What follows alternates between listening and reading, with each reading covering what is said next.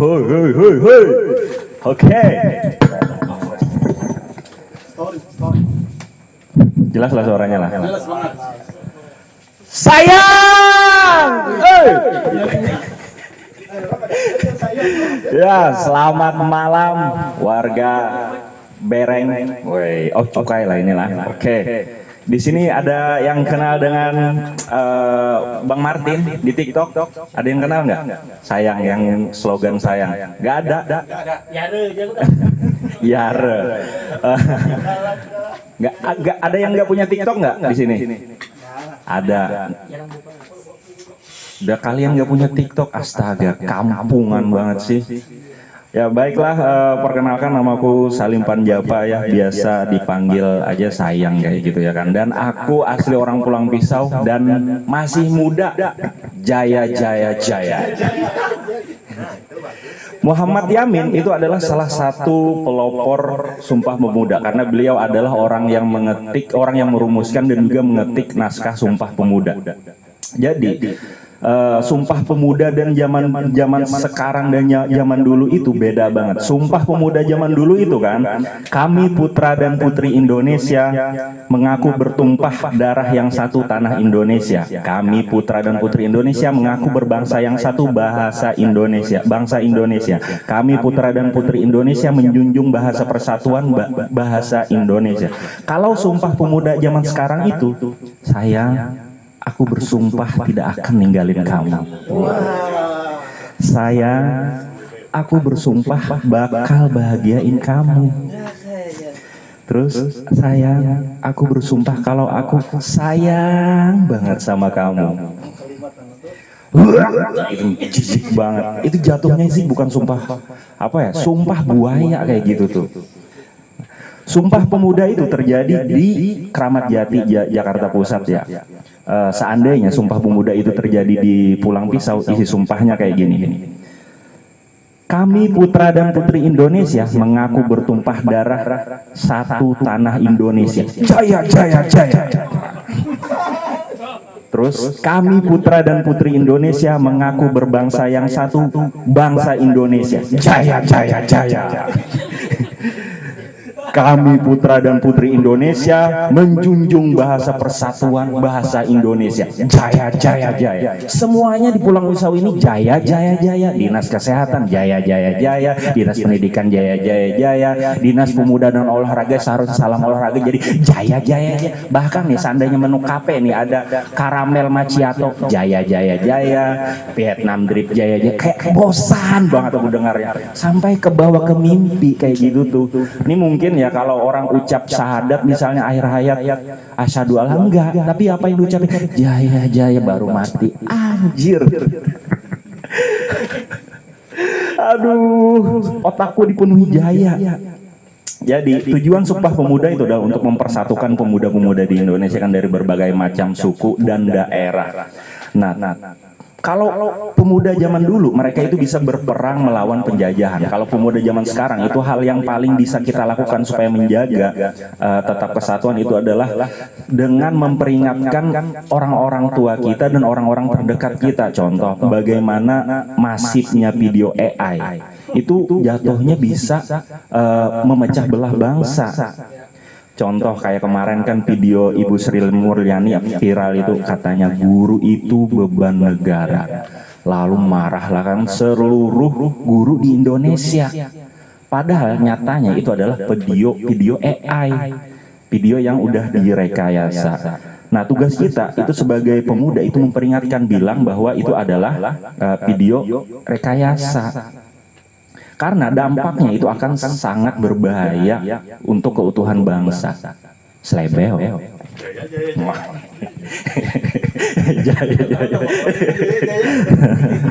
Nah, jadi kan banyaknya video hoax itu membuat aku kesal ya, karena aku merasa kena imbasnya juga. Contoh ya di rumah ya, aku tuh kan beli mie Shin Ramyun itu produksinya dari Korea Selatan kan. Terus ketahuan kan sama ibuku, terus ditegur, Salim, Ngapain beli mie Cina? Mie Cina? Bukan, Mak. Ini adalah mie Korea. Apa? Cina dan Korea itu sama aja. Lah, kocak. Padahal kan Cina dan Korea Selatan itu beda negara. Terus gue bilang juga kan, kata ibuku, nanti kalau Cina menjajah Indonesia, Alfamart dan Indomaret itu bakalan jadi markas militer Cina. Gimana ceritanya? Misal kita mau beli rokok ke Alfamart, mesti melewati ranjau, melewati pos militer, pemeriksaan yang sangat ketat. Aku bilang kan, Ma, itu tuh video AI. Mama tahu lah, itu video AI. Tahu? Itu orang gila yang sering jalan-jalan. Bukan, Ma, itu AI. Itu AI, Ma. Beda lagi jauh. Aduh. Aneh banget. Oke, sekian dari saya. Wassalamualaikum warahmatullahi wabarakatuh.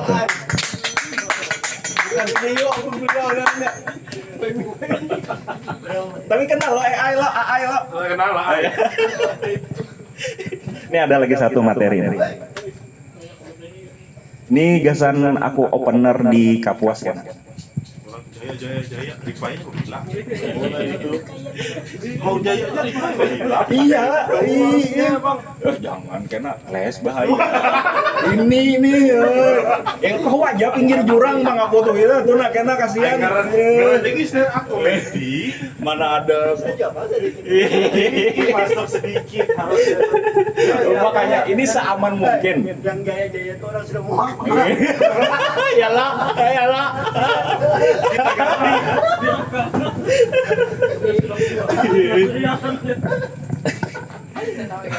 Paling ketawaan gak tuh paling Jaya nyari salah. Nah itu apa sih Rifainya gini tadi kayak kadang Rifainya mana lah. Nah gitu kayak itu Jaya sekedar Jaya. Iya nggak gitu lah. Itu harus kasihan tukang undang nyanyi nah. Oh iya yang mana teleponnya aku kan misi lajarnya. Ayo ajar jangan lo kami lo berubah kita anu kita ya Rifai Jaya nah dari kayak itu aduh pas ya tadi itu enggak yang mana yang AI itu Kak lagi lah nih lah selanjutnya lah. Oke, baiklah, perkenalkan namaku adalah Salim Panjapa, usia 35 tahun dan aku tuh baru aja putus ya. Putusnya tuh karena standar mantanku itu adalah standar TikTok. Anjing. Katanya kata TikTok nih, hidup terlalu singkat untuk dihabiskan dengan orang yang salah. Lah, kodrat cowok kan emang selalu salah di mata cewek. Terus juga kata TikTok, selain donatur dilarang ngatur. Lah, ngapain kita royal kalau belum jadi istri sah? Kan jatuhnya ntar jadi investasi bodong. Hidup kok disetir TikTok, seharusnya kan disetir Al-Quran. Jadi di panggung ini aku pengen ngomong sesuatu ya sama mantanku, sama mantan. Hei Jokowi, sekarang lu kena penyakit kulit kan? Mampus, rasain lo. 2 periode kita bareng lu cuma bisa buat gue menderita. Mampus lu Jokowi. Diputusin karena TikTok itu rasanya kayak sakit banget, lebih sakit daripada diselingkuhin. Untungnya aku punya teman-teman kan ya seperti kalian ini yang selalu ada ketika di saat aku terpuruk, karena bagi teman-temanku itu satu pria tersakiti 19 juta pria lain yang menantikan lapangan pekerjaan. Ya kan? Karena itu aku tuh sekarang jadi benci banget ya sama cewek-cewek yang standar cowok idaman itu adalah cowok TikTok. Aduh. Padahal rata-rata cewek yang kayak gitu tuh mereka itu mukanya kayak logo yin dan yang. Mukanya putih, lehernya hitam. Aduh. Ditambah lagi di zaman sekarang itu cewek punya kata-kata atau istilah-istilah yang menghina cowok. Contoh, kayak cowok mau kondo, cowok modal kontol doang. Itu diperuntukkan buat cowok. Itu adalah cowok yang nggak punya apa-apa, cuma ngandelin kontol. Terus juga nih ada istilah baru nih buat cowok. Cowok medium ugly, anjir. Cowok jelek yang katanya nih punya potensi untuk jadi tampan dan glow up. Anjing, cowok disamain dengan kematangan stick. Terus gimana yang cowok well dan ugly itu cowoknya kejelekannya merata kayak gitu, ha? Bangsat. Kalian nggak tersinggung kali kalau sama kita nih diberi gelar kayak gitu? Padahal kita cowok nggak punya tuh sebutan yang menjelekan atau menghina cewek kan. Jadi di usiaku yang sekarang ini ya, seiring bertambahnya usia, circle pertemananku semakin kecil ya. Jadi semakin susah juga untuk mencari cewek kayak gitu. Jadi yang bisa kulakukan cuma dua hal. Satu, melalui aplikasi pencari jodoh kayak Tinder, Bumble, dan micet. Atau yang kedua, aku nongkrong di pengadilan agama. Thrifting janda, itu udah jalan paling frustasi, thrifting janda. Karena ya apa ya, cerita percintaanku tuh banyak banget, apes banget. Aku tuh sering terjebak dulu ya, aku sering terjebak di friendzone. Waktu umur 20-an aku PDKT dengan cewek kan, udah nyaman PDKT beberapa bulan, terus aku tembak. Kayaknya kita temenan aja ya, anjir, dijadiin teman setelah berbulan-bulan. Di usia aku 35 kan, terus berusaha untuk deketin cewek yang usianya 20-an, terus aku kedeketin, ngasih wejangan atau apa segala macam, nasihat-nasihat karena secara aku lebih berpengalaman. Terus kata ceweknya, aku tuh kena uncle zone namanya. Kayaknya kamu cocok jadi pamanku aja ya. Bangsat, malah jadi paman. Uncle zone namanya. Dulu friend zone, sekarang uncle zone.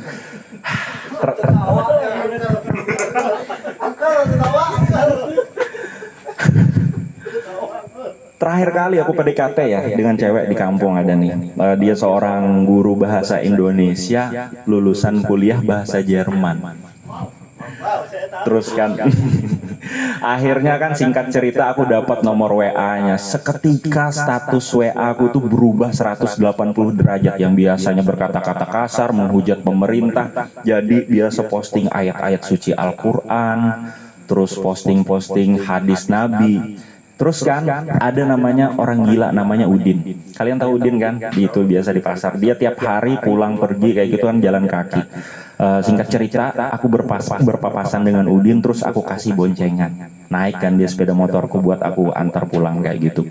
Sebelum aku jalan sepeda motorku, aku selfie dulu. Aku posting story di WA. Untuk menunjukkan bahwa selain aku religius, jiwa sosialku juga tinggi kepada nih cewek. Ya kan, singkat cerita sampai malamnya masuk WA. Kling, guys. Masuk, suku sudah menghayal tuh. Aku, wah, mau nikah pakai adat apa inilah, booking gedung di mana, terus honeymoon kemana, pokoknya terplanning lah. Lim katanya. Iya sayang, aku balas enggak. Iya kata kan. Kamu kenal dengan bapak itu, katanya merujuk kepada orang gila yang gue bonceng. Iya, duh gimana ya ngomongnya. Wah, fix ini aku bakalan diajak nikah. Iya, kenapa aku bilang. Jadi bapak itu waktu aku pulang ngajar, aku berpapasan dengan bapak itu coli ketika melihat aku. Anjing, seketika semua buyar rencana pernikahanku. Bangsat. Rencana booking honeymoon semua buyar. Ternyata yang ku bawa itu adalah penjahat kelamin. Bajingan. Frustasi asli, sumpah brengsek banget. Semenjak adanya TikTok ya, masyarakat Indonesia itu ternyata adalah orang yang suka joget. Kita punya semua jenis jogetan, ya kan? Masyarakat kita tuh apalah, mulai dari velocity, mulai dari pargoy, sampai joget-joget tembak-tembak atas. Kayaknya masyarakat kita tuh nggak ada yang bisa dikerjain lagi ya, yang selain bermanfaat. Contohnya kayak tepuk sakinah gitu kah? Hah? Daripada joget-joget tepuk sakinah kayak gitu. Aku sangat sepakat ya dengan kata-kata Panji Pragiwaksono. Kata Panji Pragiwaksono, rata-rata anggota DPR itu adalah rata-rata rakyat Indonesia. Anggota DPR suka tidur ketika rapat. Rakyat Indonesia dulu suka tidur ketika di kelas. Anggota DPR bolos ketika rapat. Rakyatnya dulu juga suka bolos ketika di sekolah. Di sini aku akan menambahkan apa kata-kata Panji Pragiwaksono. Makanya ketika rakyatnya suka joget-joget, dapatnya juga presidennya joget-joget. Oke gas, sampai 2 tuh orang. Assalamualaikum warahmatullahi wabarakatuh. Semuanya dapat.